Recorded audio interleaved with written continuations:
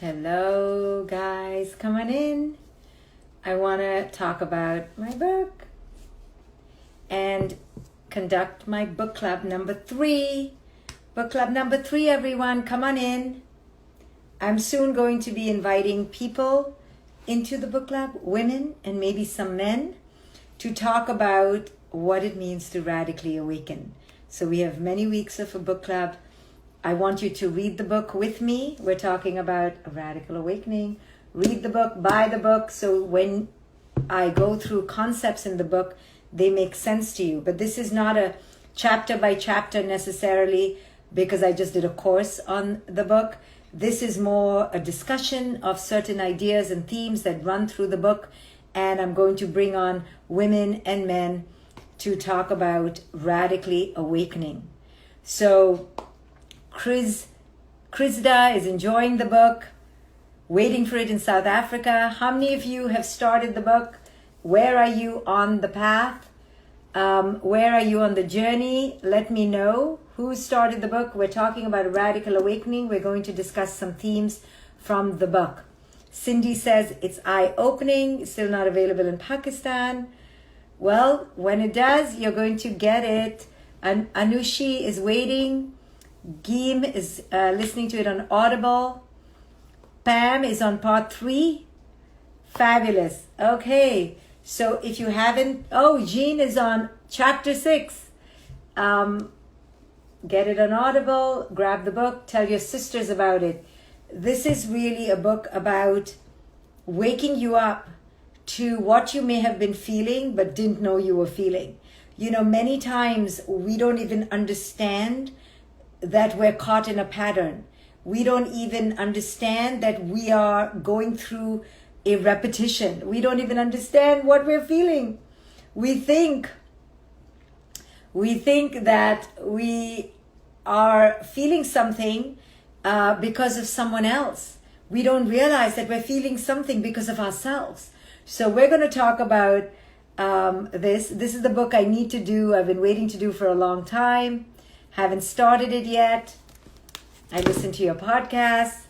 So come on in. Tell me what you've been going through with the book. Perfect. Okay, I'm just putting all my zingers and ringers off. Okay, so let's go into what I discussed yesterday about this idea of soulmate and that there isn't really a soulmate. So I recently said this to one of my clients and their entire face shrunk. They were like, what do you mean? And they were waiting for their soulmate. So I said, would you rather wait for someone fictitious, or would you rather now stop waiting and feel happy about the fact that you're not going to waste your time? And she was like, I don't know. And I said, the reason why you're not happy about this idea that there is no soulmate is because you're attached to an idea about it. You're attached to the belief system. And because of that, you aren't clear. You aren't aware that actually this belief system is shackling you. So this is what happens. Our belief systems shackle us, but the tragedy is that we don't even know we have a belief system. We think our belief system is reality. This is the ultimate tragedy. And I often tell clients that the way they need to know if their belief system is a constructed reality and not reality is to write down all these sentences that begin with I believe, I believe, I believe. And they'll keep writing I believe, I believe, I believe. And if your sentence starts with I believe, then you have to understand it is a constructed reality. It isn't reality as it is. It is a construction. So when you understand that, you will break free and make a choice. Do I want to continue in this constructed reality, or do I want to enter reality? This is so hard for people to do, right? So imagine if you grow up with the belief, brainwashed belief, that pigs fly. Okay, you're like, nope, there are pigs up there that fly. People can go blue, yellow, scream, vomit, trying to tell you that is not true. And you'll be like, no, it is true. I was told pigs are up there and they can fly. So this is the reality of beliefs. They are full of conviction and you think they're real. So I want you to do homework today. Go write down 10 things that begin with the words, I believe. You could write any top 10 things about, I believe this is how I need to be a parent. This is how I need my kid to be. This is how I think marriage is. This is how a person should look pretty. This is how a person should be good. Anything, I believe.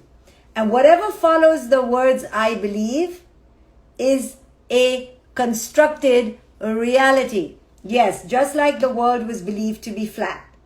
Now, how many beliefs do you think you can have? How many beliefs do you think are possible? How many beliefs? I believe I'm worthy of love and respect. Yes.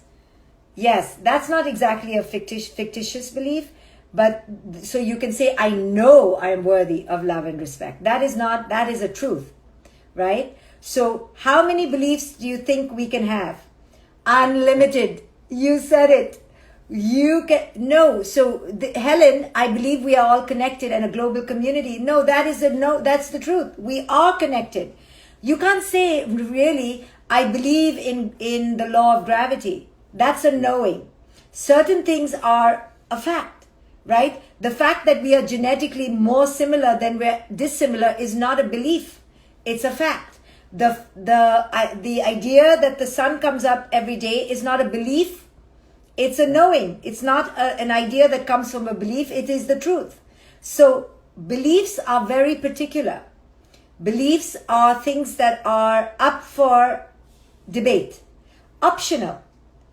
And there are unlimited things you can believe in. I believe pigs fly. You believe dinosaurs are up there hiding behind bushes. Somebody else believes in the green and purple goblin. Another person believes in the big-toed elf, right? The beliefs are unlimited. Soul Empowered says, I believe parents should be there all the time for their children. Ooh, that's a belief. I don't know whether it's true, because what if the parent is abusive? Do you believe that the parent should be there with their children? That belief is really going to trap us. What if the parent is abusive? What is if the parent is violent? So it's not a blanket statement. When you can say something is unequivocally reality, then you can let go of the belief. Otherwise, it's a belief.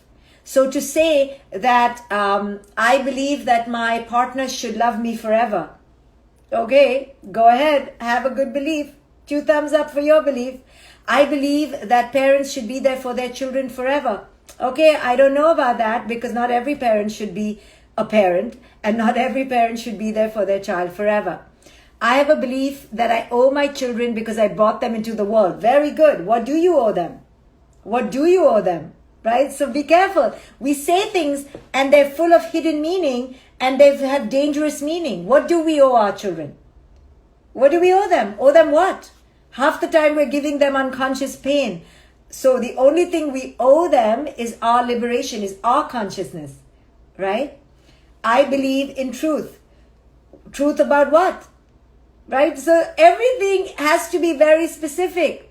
All beliefs are ultimately systems that come from constructions. They may not be real. Real is what you can observe and there is no debate. You don't say, I believe in, in rain. No, it's either raining or not. I believe in that. I believe it's raining. Do you ever say, I believe it's raining? I believe it's sunlight right now. I believe that's sunlight, right? You don't. It is what it is. So how do you discern between beliefs and known truths? Very few things are reality as it is compared to the number of beliefs we have. Reality as it is very simple. It is what it is. When it's raining, there's no need to believe. Do you believe it's raining? If you ask a 5-year-old, do you believe it's raining? The kid will be like, it's raining. So But the things the fact that we call it rain, it doesn't mean that it's rain, right? It's a name we've given. So we give names to things. Those are subjective. Every culture has a different name for the rain. But the fact that it's rain, as in water condensation, is indisputable. So you believe you are worthy of love and respect, right? Somebody writes. What does that mean? You know you are worthy of love and respect. It doesn't have to be a belief. You know it. But does that mean that other people need to give it to you? No. Right? So be very specific in what you are believing. And if you are believing in something that is up for debate, understand that it is a constructed belief. It's not a reality. It's a constructed reality. So when we have a lot of constructed realities that we're holding on to, we are in trouble. You know why? Because the more things we hold on to that are up for debate, when they are debated and people poke on them or people don't buy into it, you get upset. Give us more examples of constructed belief. Better not to use the word belief. Yes, better not to have beliefs. The Buddha was wise, the Buddha, that guy there. Apparently, I don't know. Maybe he wasn't called the Buddha, but we call that guy Buddha. The Buddhists will be angry with me now because I was pointing. Anyway, that guy, he said that nirvana is the extinction of all beliefs. He was wise. He was like, the less you believe, the better. Because the minute you believe in your beliefs, which are all up for grabs, you suffer and you cause separation. Beliefs are all things that are up for grabs, guys. Okay? So, for example, you believe a pretty woman should have blonde hair and blue eyes. Belief.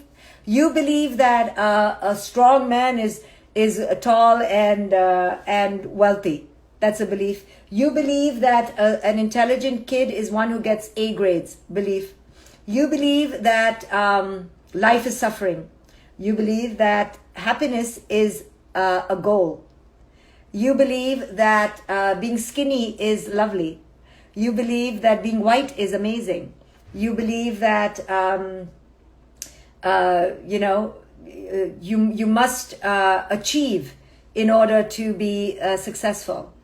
All these things, right? Should we believe in ourselves? Now, that is, should you know yourself? If you know yourself, you know yourself. You know, you don't have to even believe in yourself. You just know. So, I'm just reading. Beliefs shape our perception of reality. Exactly. And because our beliefs are coming from pigs can fly to, there is no such thing as evolution, right? People believe anything. They can get dangerous and they shape your behavior and they shape your reality. And then you have fights with other people based on person X's belief and person Y's belief. Person X is like, no, pigs fly. And person Y is, no, goblins fly. Right? Purple-toed goblins. Right? It's like crazy and crazier. But that's what this world is about. This world is about crazy fighting crazy. Everyone having an ideological warfare over constructed reality. Now, people don't like to hear this because they don't believe that their beliefs are beliefs. They believe that their beliefs are true. But they keep using the word belief. If it's a truth, if it's a knowing, you don't have to say I believe. But they use the word believe because they know it's a belief. Means it's up for grabs. And just sometimes when I say that, can you just possibly consider that your beliefs are constructed? Oh, trouble, trouble, trouble. I'm in trouble. Anyway, so we were raised with our parents' beliefs. Now, just there should make you want to check all your beliefs. Just there, you should stop and go, what? Most of my beliefs are from my parents? Let me reconsider my beliefs. So my book, A Radical Awakening, begins to challenge your beliefs and you will not like it. Only really, really, really brave and spiritual people can handle this. And I say this not to sell my book, because actually few people will buy it. Because by part 3, I'm poking all your belief systems, I'm making them fall apart. You're not going to be happy. And part 4, ooh, even worse. Like, oh, it's really painful. Because I talk about the lies around love and marriage and divorce and beauty and youth. And it pokes people. Believe that cherries are yellow, black, and white. You can believe anything. You can believe absolutely anything you want. That's the beauty of beliefs. Once you realize that we're debating beliefs, the wise say, hey, why am I arguing? You can believe whatever you want. We're talking about constructed reality. But you know what we do? We begin fighting over beliefs. It's like fighting over feathers and air. And everyone keeps fighting. That's when you know it's the deluded with the deluded. The wise don't fight with people who have belief systems. They try to poke the belief system like I do, but I don't fight.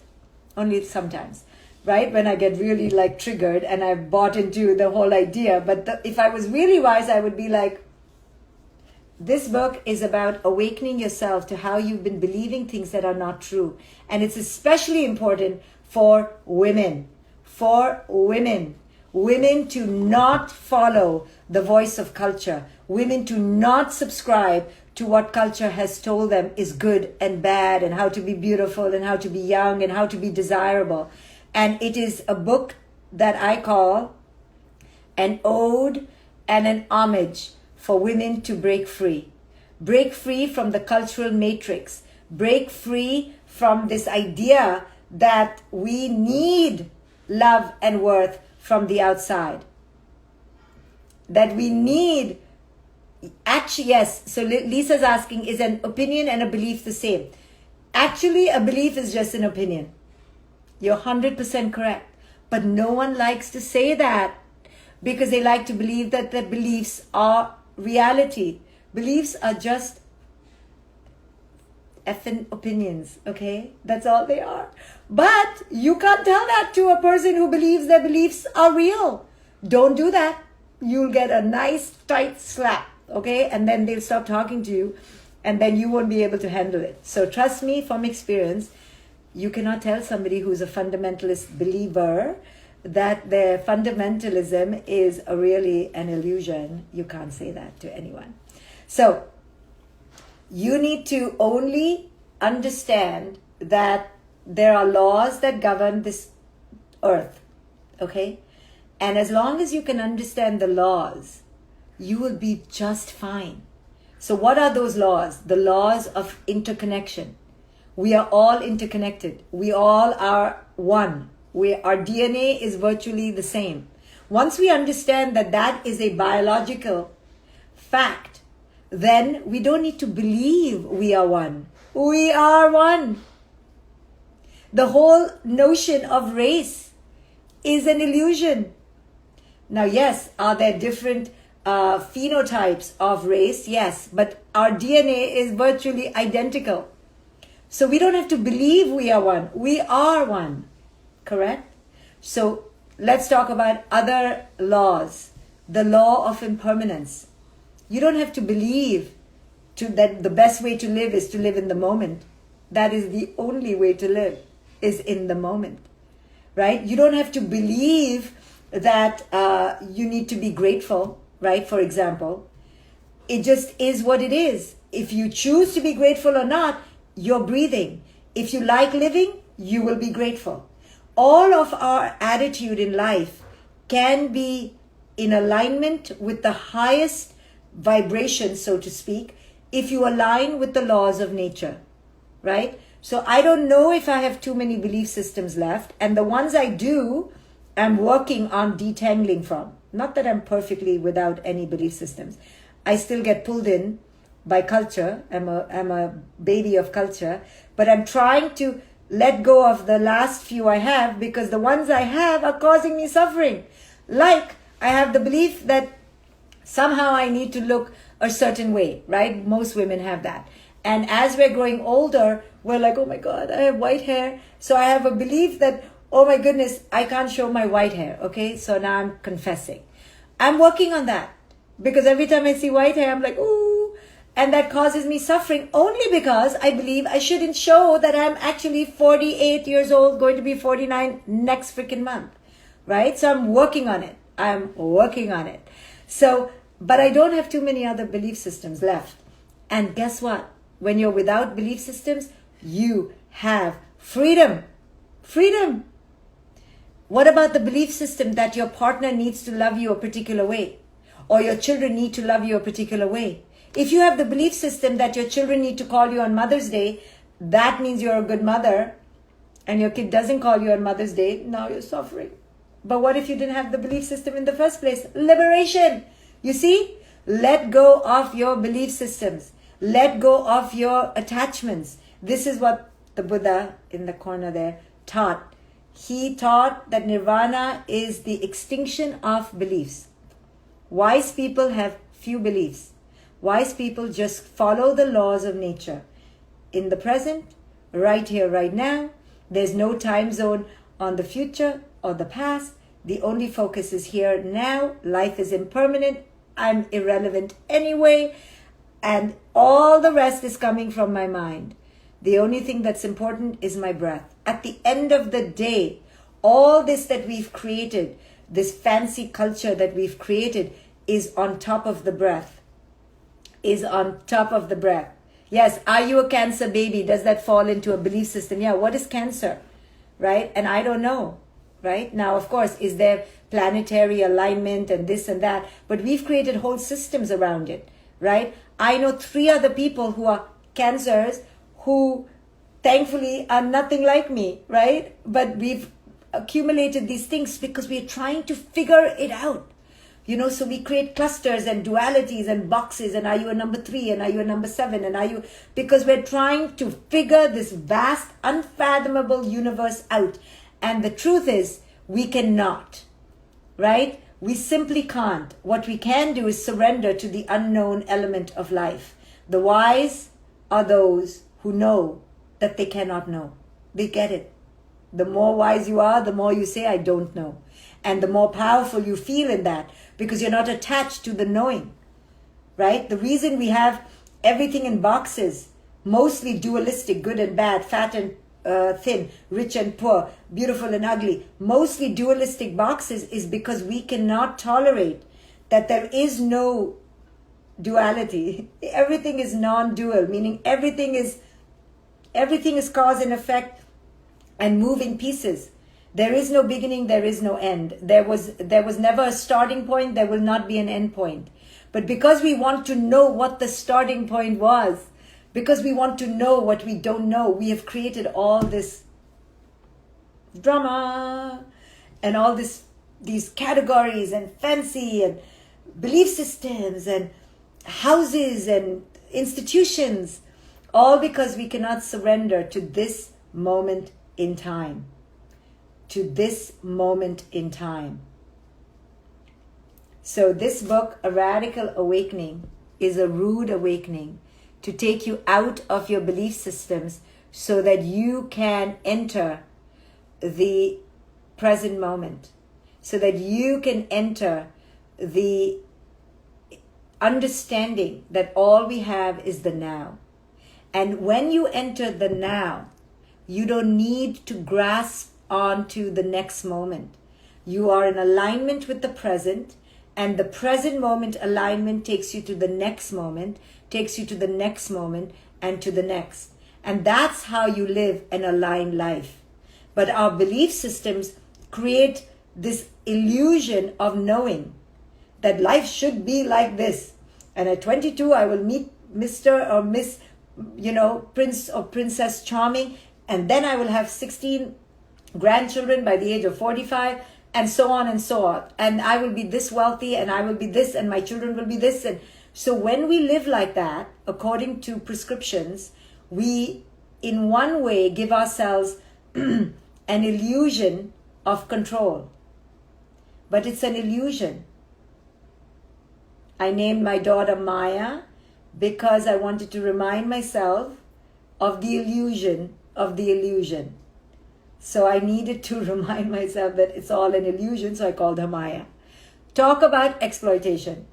I called her illusion for me. Because anyway, I was having a child for me. So let's use the fact that she can remind me that I had a child for me. So I don't forget and pretend that I had a child for her.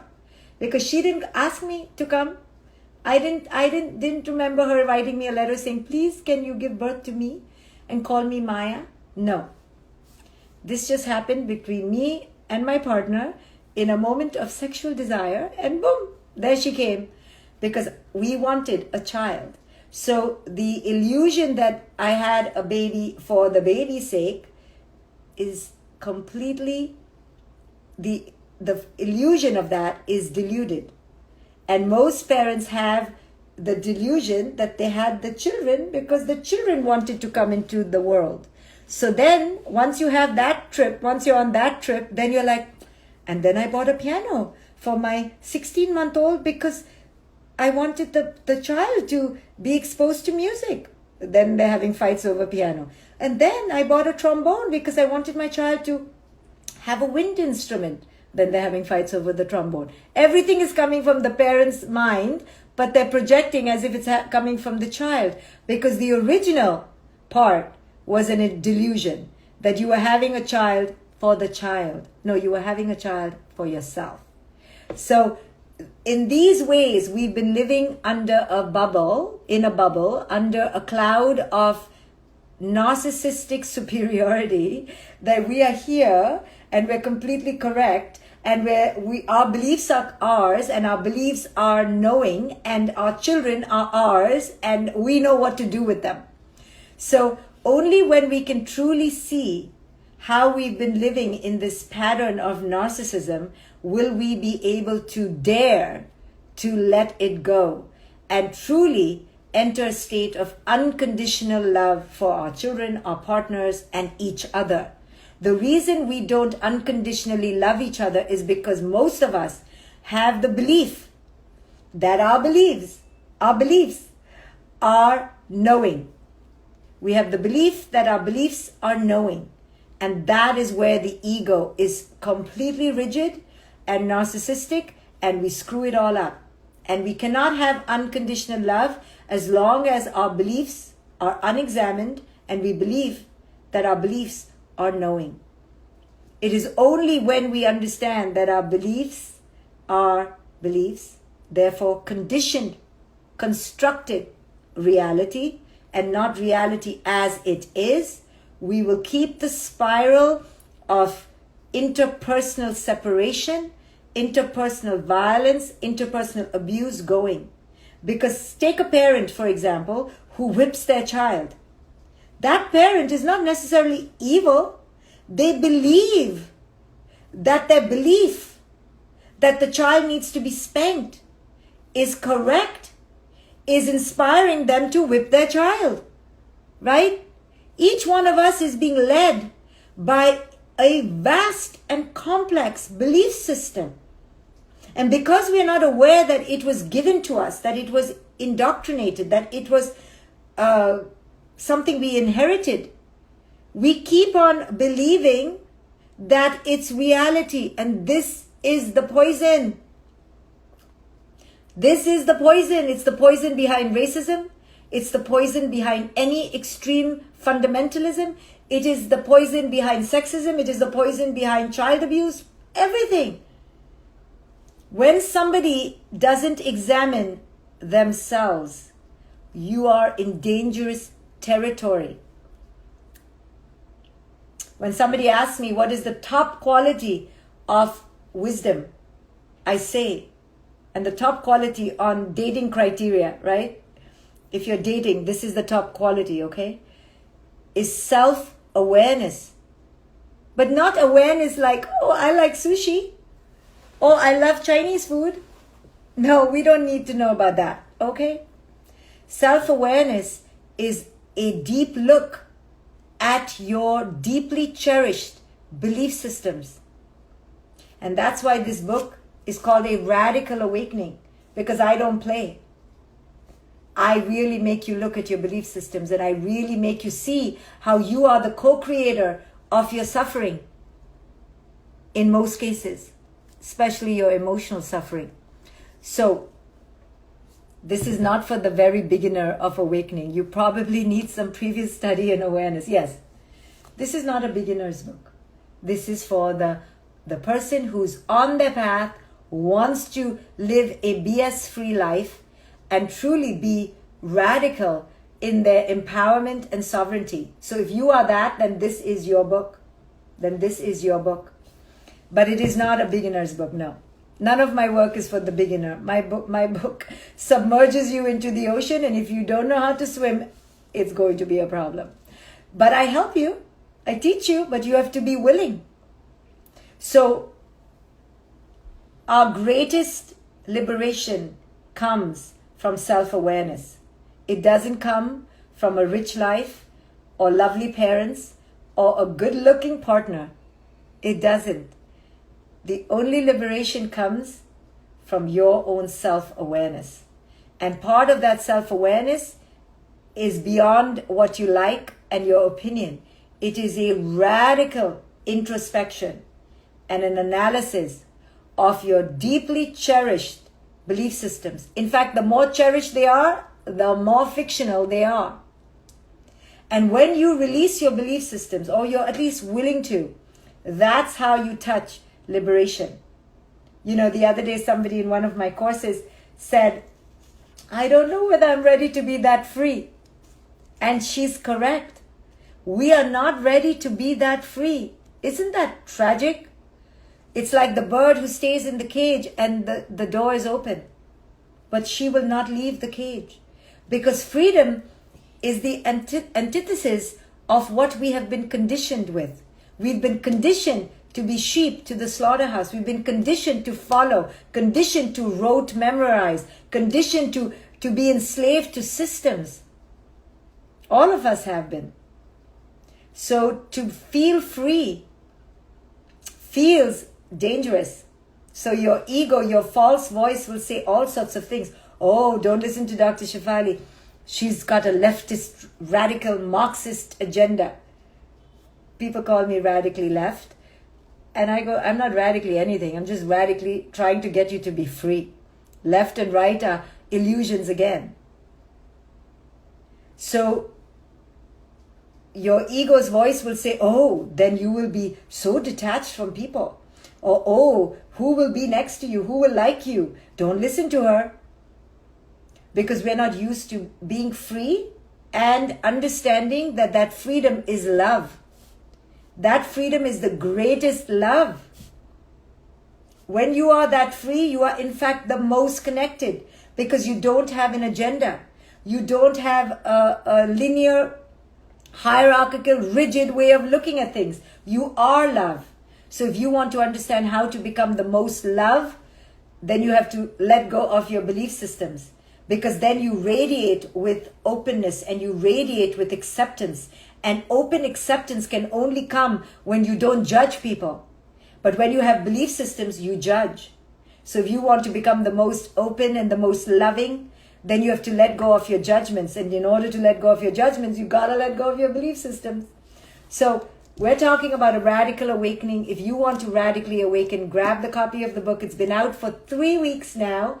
And if you've been reading it, leave us a review. Give it to your sisters. This is about how women can come into their knowing, how they can step into their power, how they can let go of their beliefs and enter a true state of inner knowing. This book is to set women and men free.